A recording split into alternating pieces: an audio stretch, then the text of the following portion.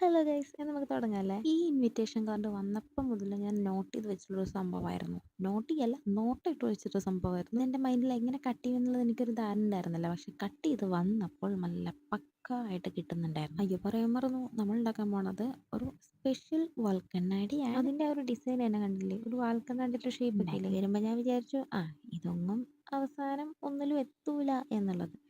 പക്ഷേ ഉണ്ടാക്കി കഴിഞ്ഞപ്പോഴാണ് എനിക്ക് ഭയങ്കരമായിട്ട് ഇഷ്ടപ്പെട്ടു. കൊള്ളായിരുന്നു കാണാൻ. അങ്ങനെ നമ്മൾ കട്ട് ചെയ്തെടുത്ത ആ ഒരു ഡിസൈന് കാർഡ്ബോർഡിലേക്ക് ഒന്നും കൂടി മാർക്ക് ചെയ്യണമല്ലോ. വാൽക്കണ്ണാടിക്ക് വാല് വേണ്ടിടൂ. അപ്പോൾ വാലിന് വേണ്ടിയിട്ട് അതും കൂടി മെഷർ ചെയ്ത് കൊടുത്തതിന് ശേഷം കട്ട് ചെയ്തിട്ട് നമ്മൾ അതിൻ്റെ മുകളിൽ ഇതങ്ങ് വെച്ച് ഒട്ടിക്കുന്നു.